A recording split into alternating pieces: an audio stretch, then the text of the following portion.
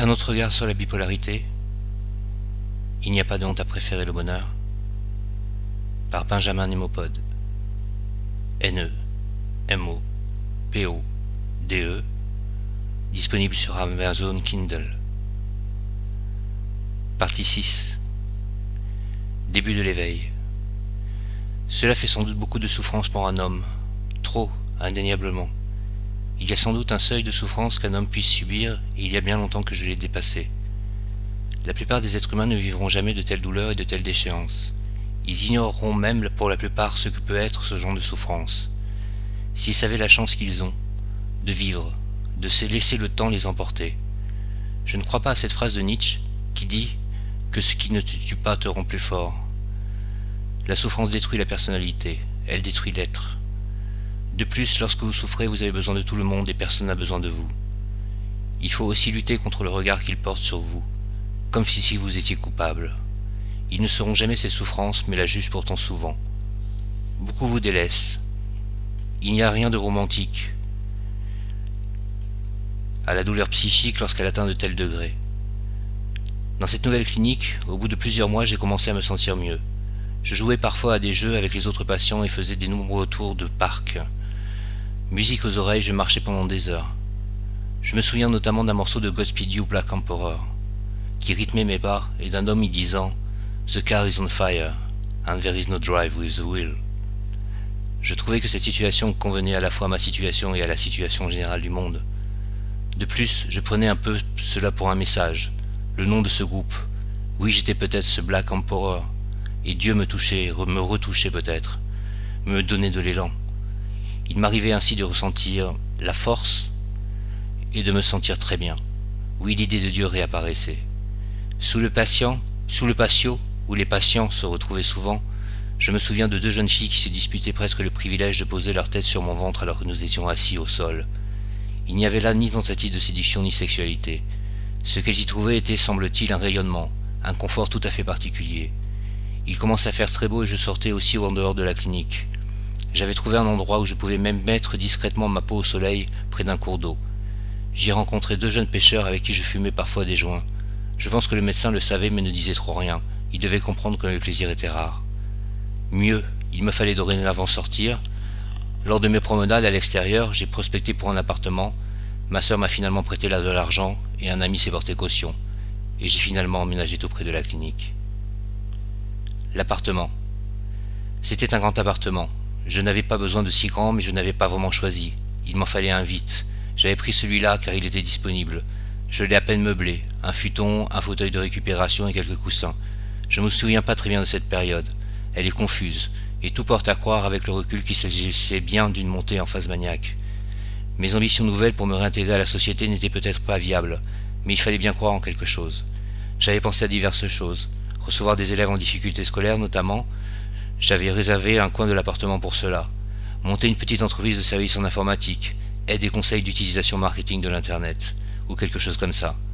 Si possible avec de l'expérience, tenter aussi l'aventure en Angleterre et pouvoir vivre entre les deux pays. Je m'étais bien renseigné et avais rédigé un contrat type. Je ne voyais personne ou presque, et de toute façon personne ou presque ne voulait me voir. Anticipant le succès ou le développement de mon entreprise, j'ai acheté une carte fréquence SNCF qui m'a coûté assez cher. Je faisais aussi certaines dépenses, autres dépenses farfelues. Des vêtements pour enfants par exemple, et avait commencé des cours de mandarin avec un professeur particulier. J'étais totalement déstructuré, socialement déstructuré, mais je luttais. Mon côté spirituel revenait, je rentrais assez souvent en méditation.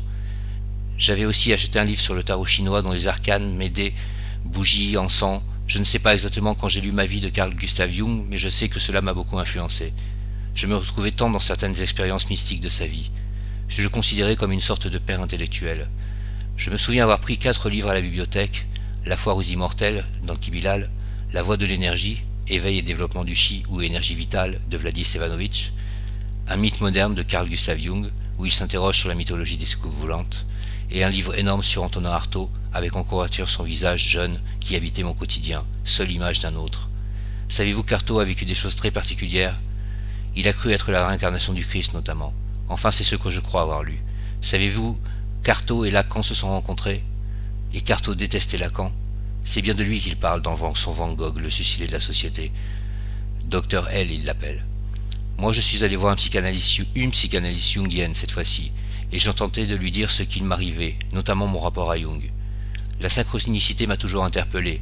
Le fait que certains hasards semblent porter la marque du divin ou du surnaturel, le sceau de l'étrangeté dans tous les cas. J'ai souvent lu Paul Auster qui remarque aussi cela. Souvent à Montréal, cela m'était arrivé d'étranges coïncidences.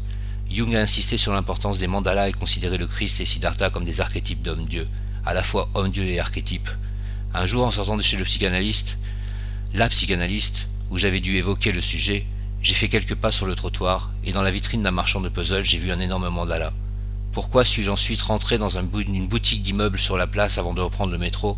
Je ne le sais pas. À l'étage était un superbe canapé moderne. J'ai consulté instinctivement l'étiquette, il s'appelait Mandala.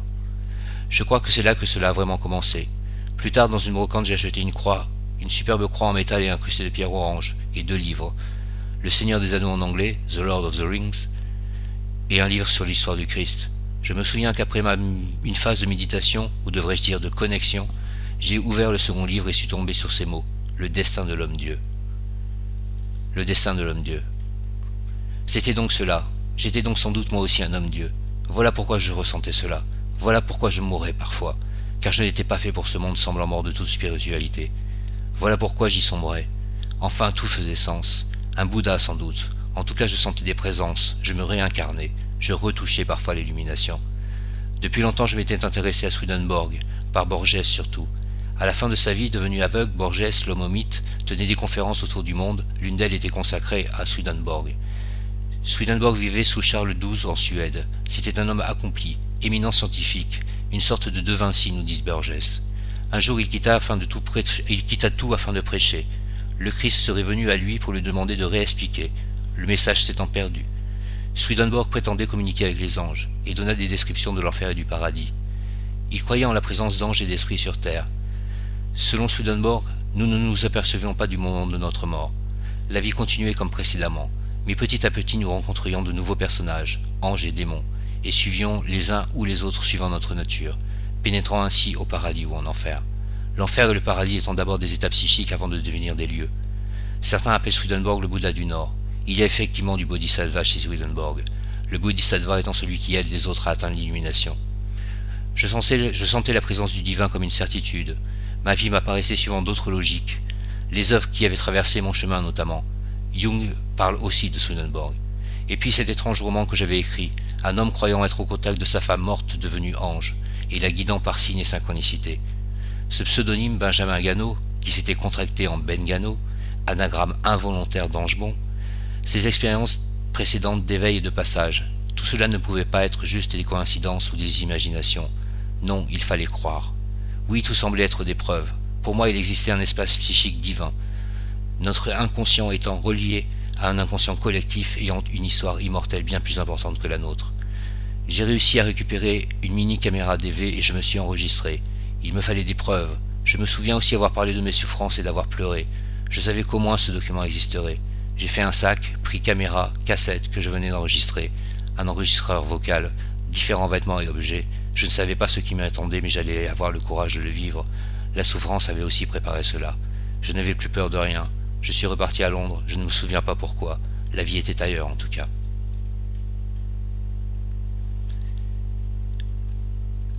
Fin de la partie 6.